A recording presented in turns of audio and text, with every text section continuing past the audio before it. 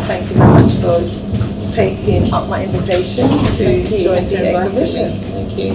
Yeah, so I just want to do a quick intro for those of you who don't know Caroline. So Caroline was born in Nigeria and came to the UK as a young girl.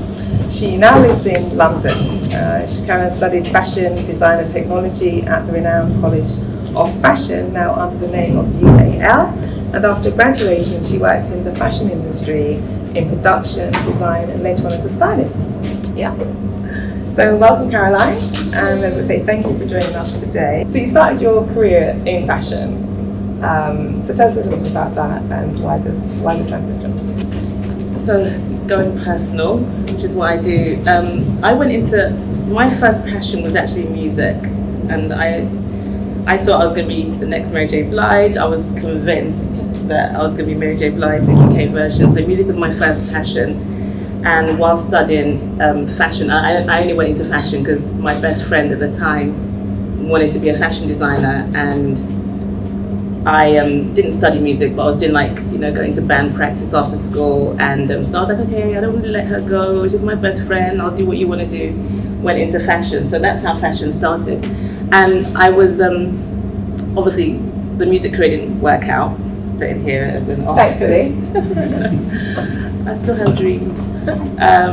Music career didn't work out, and stayed in fashion and liked it, but it wasn't ever a passion. It was just something that I happened to be good at.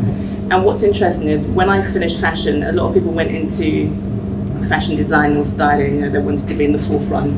I got into the background of fashion, so I went into production, which I absolutely love. I love sewing. I still love sewing a lot, and so I went into the background of fashion and really wasn't in the forefront of what was going on in the industry, which is a completely different world.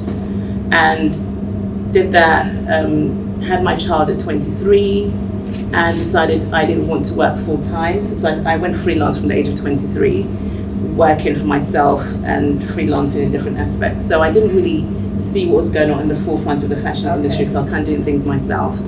But then when I started working as a stylist, and I went into fashion design and styling, and started working with London Fashion Week and all the fashion weeks and the magazines and stuff. And I really started seeing how the fashion industry was like. Really hated it. It was just not something that I'm really very much about trying to be myself as much as possible. That makes me feel comfortable. I only like being in places that I'm actually 100% comfortable. And I found that in the fashion industry, I really couldn't be myself.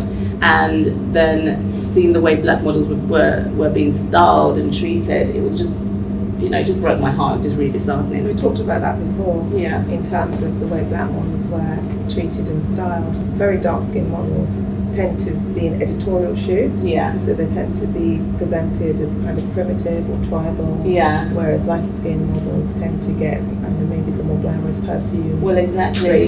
Yeah. It was always, dark-skinned models were treated very much as a contrast to being white. So you get this really dark-skinned girl next to this very pale white girl, and it wasn't seen as, oh, look at these two beautiful girls. It was more like, oh, look how dark she is compared to how light and beautiful she is. Almost like, I would call it good and evil and ugly and beautiful. Well, that's how they would do it. Unfortunately in the industry. And then my daughter introduced me to an app one day in the car, and I was like, oh, I'm doing this event, and a friend of mine called Samson Saboye, he's a designer, and we're doing this event called Africa Saboye, and we're introducing African designers to the store. And I was driving the car, and I was like, I want to do this flyer, but I don't know how I'm going to do it, and this is what I was thinking about. And I was talking to her, she was like, Mom, she brought out her phone and she started doing this design on this app, and I was like, what are you doing? She's like, you just tell me. And I was like, oh my God, I was like, what? You can do that? Literally, that's how art started for me, and it just blew my mind what I could do. And it was me like, this is what I was thinking in my head, and I could just do it as a stylist. So it was collaging. I started creating these images, and it was just me. It was just. Were you still working as a stylist? Yeah, I was still working. Yeah, I was still working. Towards the latter part of my career as a stylist, for the last 5 years, I started working a lot more with African designers and black designers. So I started doing a lot of mentoring and working with things like Africa Fashion Week, which is on today, Afro Hem Beauty Show, going back and forth to Nigeria a lot to do fashion weeks over there and styling and working. So that's where I transitioned to, which I loved. But then that also made me more angry about what was going on here, because I'd go to Africa and I'd be like, oh my God, this is us. We are so stifled here as creators, because in Africa, you know, you're surrounded by color and texture and history and culture, and you know, there was no difference between how a man dressed and how a woman, like a man would just wear whatever he wanted to wear, whatever color, whatever embellishment, jewelry. That was who we were. And then you come to the UK and you're like in black and greys and stuff like that. And I was like, oh, you know, we're so held back. And that's part of while I was designing my artwork, it was really very much inspired by a lot of the colors and textures and jewelry and stuff that, you know, we would wear over there, and how I saw. It was quite brave to leave fashion. Yeah, it was literally the scariest, worst year of my life So I did a show in 2018, and I had been putting all these images together, and people were like, oh, you're an artist, Caroline. I'm like, I'm not an artist, I'm a stylist. You're an artist, Caroline. Literally for 2 years, I was doing these collages on and off, and wasn't really taking it seriously. And a friend of mine did a fashion show, and it was to do with comparing fashion to art, and he said, oh, like, I'd love you to show there. First time I ever showed anything at the end of 2018. Then, you know, the way that was received, a friend of mine was like, look, I'd love to manage you and help you put this together. And I thought, okay, you know, I'm going through the phase in my life where I'm not happy with what I'm doing, and I'm about to be middle-aged, and I'm like, okay, what the hell am I going to do with the rest of my life? And then that happened, and then I decided at the beginning of 2019 to leave it. And it was literally the worst year of my life. It was the transition, and I expected it. I was like, okay, you have to literally stop fashion. You can't take any work if you really want to take it seriously, because I've got kids, and you know, you've got to pay bills, and every time a job would come along, I'd be like, okay, let me take it. And that was happening over years and years and years. So I knew I had to just decide. So 2019, with the help of my friend wanting to manage me, I was like, okay, well, someone's on my side and someone's backing me to do this, so you can do it. So I did, and I went through horrible depression. First time I knew I was really depressed, my sister was like, I think you're depressed. I mean, it was horrible, not making any money, using up all my savings, but focusing on the art. And but I knew I was going to get through it, and I did get through it at the end of the year, where it was like, so when did this idea for you synthesize, you know, between art and fashion, you know, because you've got this lifestyle brand upstairs, called Chinakwe. When did that synthesize for you to go, right, this is it, I know what I'm doing, I'm going to move forward with this?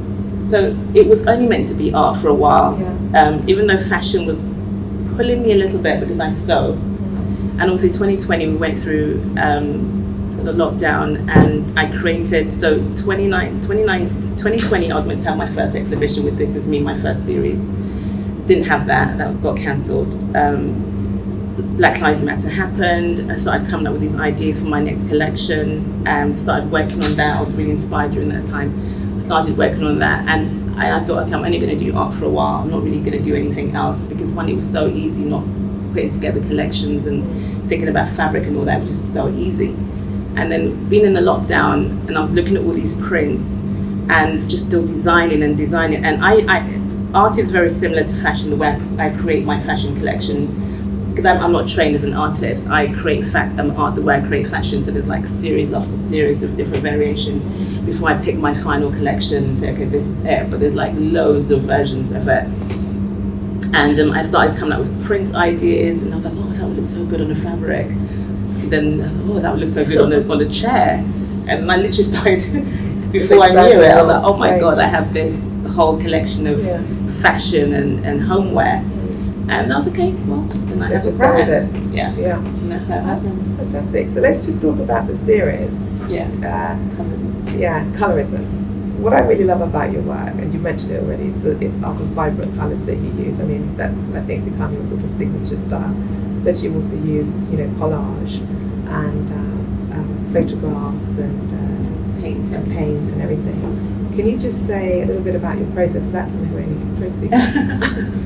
It is really just that. I mean, it's funny because I actually can paint. Okay. So as much as I'm not trained, I can paint. I just hated it. I really hated art. Didn't go to exhibitions. Don't know any artists whatsoever. Like people like the worst question people would interview me and say, "Who's your favorite artist?" I'd have to Google it first. Like, okay, who's supposed to be good? Who's a great black, male artist? And I'm like, yeah, this is it. And I'll do okay, yeah, I like that person. Yeah, this is my favorite artist. I have no idea. As a creative, even in fashion, the same way. I didn't follow fashion designers either. Yeah. I had no idea what anyone was doing. And yeah, my priority was just being a mum. I worked for myself, being a mum, and I just happened to be creative at the same time. Yeah, but in a way, it's the best thing for me in the sense that, I feel like we're inspired by things every day, right? No matter where you go, you see things, you soak it in, and it's in your database of ideas. So whenever you're ready to be creative, you can tap into all those things that you carried around for weeks, years, months, months and years of your life. Yeah. So, and it really brings out the true nature through authenticity of who you are. What was your question? The question was your process. The process. Collage. Yeah, so I told you guys about the app. During lockdown, I then finally learned Photoshop to help me put stuff together in a different way.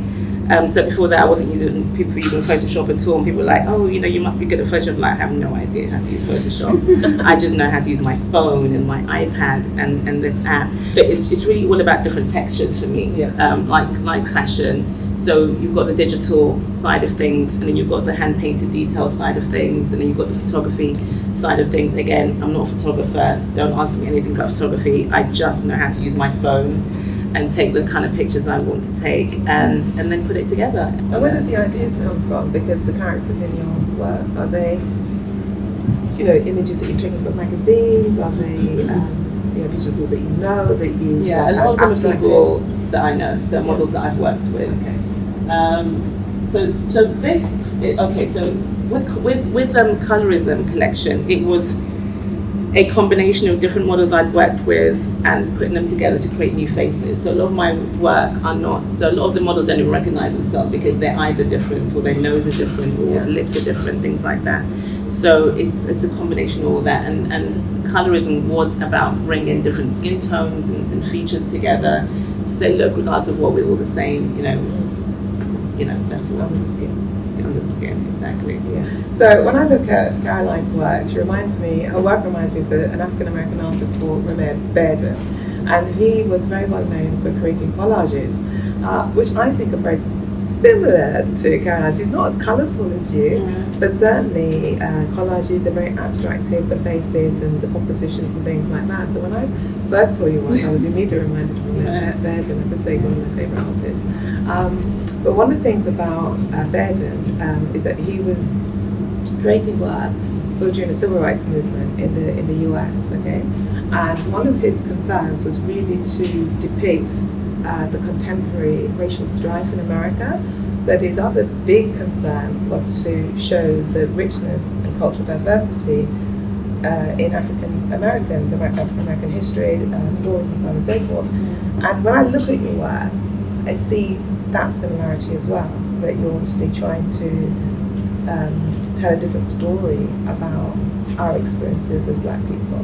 Okay, so that was what I saw. Would you, and one of the other things that he said, when people asked him why he used collage, he said he liked the multi-layered effect of collage because the viewer could read multiple meanings in the work. So again, I thought that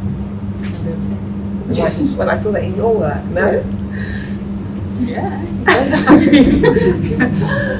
Because the thing is with your work, it's for me, it's very beautiful, okay? And someone might look at it and think it's very decorative. As I say, it's quite abstract as well, because the faces you've just said that the models that you use, they don't recognize themselves because you've abstracted certain characteristics from them. You've in this particular work, you've enlarged the lips and so on, so no one's really got the lips was, so growing up, obviously I have big lips. Growing up, full lips. Hated my lips so much. Got teased about it, and I'd walk around in the mirror like making it smaller to see what it would look like, if I had small lips. And then Angelina Jolie came along and changed everything. And then, you know, I'd get stopped. Oh my God, I love your lips. I love your lips. And so the lips are very important to me. All my kids have full lips. And yeah, it's really important to me with my artwork to depict that side of myself. Yeah. And the lips are always really bold in your work, and you accentuate it with the colour. Yeah. So the red, the one that we've got downstairs, I Can't Be Stung by You, it's got the kind of fuchsia lips and things like that. So colour is really, really being comfortable with my lips now. Yeah. How do you define or see, you know, the feminine in your work? So when I create my work, it is literally me just being. Like I just design. So I'll be inspired by one thing, and it could be a piece of jewelry, and then I just start designing, and I don't stop until the piece tells me it's done. That sounds so arty. It's like, oh, there you go. But literally, so the feminine side of the work is. Well, you know, one of the things that you said to me downstairs is that that the colours that you use, because I say the colours are, I think, define your work, right? But you also say that when you create works which include men, they're also very colourful. Yeah. And so bringing out the feminine, if you like, qualities in men. Funny enough, in this series, I don't have any men in it. Yeah. It was really about women, because women are the ones that really suffer from colorism. But with the men design, I was putting it together, and I was like, oh, you know, how are people going to feel about men in jewelry and lipstick and bedazzled and stuff like that? And they loved it. I mean, I had a man buy a piece of art. You know, he wasn't gay, very straight man with a bejeweled lip on the man, and he could relate to it. He liked it. So I try not to hold back at all when it comes to, and you're right, you know, because the men are very strong. The men that I use are very strong, dark men with the feminine edges to them, i.e. the colours that I use, you know, jewelry that I put on them, and I guess, you know, someone can look at it and to them it says, you know, looking at the feminine side of men, which, you know, we don't often see. Yeah, especially for black men. Especially for black men. Yeah. So when people look at your work, as I say, they look at it and it's very beautiful, and they might not get it. So how do you think that art can really address, well, in this case, this particular concern of yours? So when I put the collection together, and the collection went through so many different phases before it got to colorism. It started off being called Aliens in Paradise, then being black, and then end up with colorism. And the more 2020 carried on and everything that was going on. And it was the first time as an artist, because my first series, This Is Me, was really about me. About this is how I see life, this is how I see, you know, black women, beauty, my culture. That was, you know, and I wasn't trying to go on this this advocacy route or this campaign of, you know, black anything, because it's just not who I've ever been, just been me. But obviously you can't be living in 2020, black or white or brown, and not be affected by what was going on in the world at that time. And obviously as an artist, it was really inspirational. And I looked at it and I was like, okay, we're talking about racism. And to me, I don't think you'll ever eradicate racism. It's just something that we just have to live with, whether it's racism, prejudice, it's just something we'll have to live with. But as a culture, as a black culture, we have a lot of work to do ourselves within our community to change the way we see each other, relate to each other, work with each other. And I looked at the other side of racism, which is colorism, and something that we don't really talk enough about that affects our culture. And I mean, society is rich in colorism in the way that black people are treated anyway. And but it just made me start thinking about it more, and things were unraveling, and talking to my sister who looks like me but a darker shade of me, and hearing her experiences, something that I knew nothing about, and really, really surprised me that, oh my God, and this is like, how many years later I'm finding this out, like, what, how did I not know this? Okay, let's just step back a little bit, just for the audience perhaps, if we just kind of get your definition of colorism, what exactly that means. It's I mean, okay, not the dictionary's definition. No, It's prejudice against people of a darker skin tone by people of the same race. So black, brown people preferring lighter skin tone within their culture than darker skin tone. And it doesn't mean that we don't love each other, as you know, of course not. That's not, you know, you don't go into Africa or the Caribbean or even India, maybe not India, because their caste system is a little bit different to ours. But it's not like you walk in and everyone's like, oh, you know, dark skin over there and light skin. It's not like that. But just the way you are treated a little bit differently. As an African girl, born in Africa, coming to the UK, colour was never an issue for me at all. It wasn't even something that my mum spoke about, my dad spoke about. As Africans, you know, we think we're up there anyway. We just think we're the best. Nigerians. Especially Nigerians, exactly. We just think we're the best, that everyone else is below us, black, white, Asian, doesn't matter. It doesn't matter if we're cleaning the streets and we're cleaning your toilet, we're still the best, we're still kings and queens. But what's interesting is speaking to my light-skinned friends about colorism, their stories are so different to my dark-skinned friends, because a lot of them don't even realize, like, you know, I'm not privileged being light-skinned. You know, I've suffered what everyone else suffered, like, no, you haven't. Like, has this happened to you? No. Has that happened to you? No. I'm like, okay, well, no, you haven't experienced it in that same way. And it's just recognizing that there is a difference as a light-skinned person, and what can you do about it? So, like you say, the series is there to confront the ugly reality and have the conversation about colorism. What do you hope that it will leave them with? Look, it's hard being black in this world, you know, and do we all have responsibility to each other? I'd like to think we do, in one way or the other. Culturally, do we have responsibility for each other culturally? I'll give you another example of something that, I don't know if you guys saw the series Lovecraft Country, which is an amazing series, and there was an actress in that, and she's light-skinned, either light-skinned or mixed race, and she posted a video talking about how she went for the casting, and she was cast in a role where she played the younger version, or they took a picture of her, of a dark-skinned character who was no longer thing, but they made her darker. Rather than just casting a dark-skinned woman actress, they rather cast a light-skinned actress and make that light skin darker. Yeah. That's the reality of the life. So, like, she could have turned it down and said, no, I'm not going to play this role. Could you please cast a dark-skinned actress instead? But she needed a job. Yeah. So that's what I mean about how much responsibility do we have for each other. Obviously, it would be really great if she had done that and made them really look at it and think, okay, no, you're right, we shouldn't. And the more of us speak about things like that, then obviously, hopefully things will change. But then, you know, she didn't, because we do live in a hard world where it's not easy for black people. And, you know, all our lives we've been, you know, people always talking about black people not supporting each other, pulling each other up. I mean, my experience as an artist, most of my work have been bought by black people.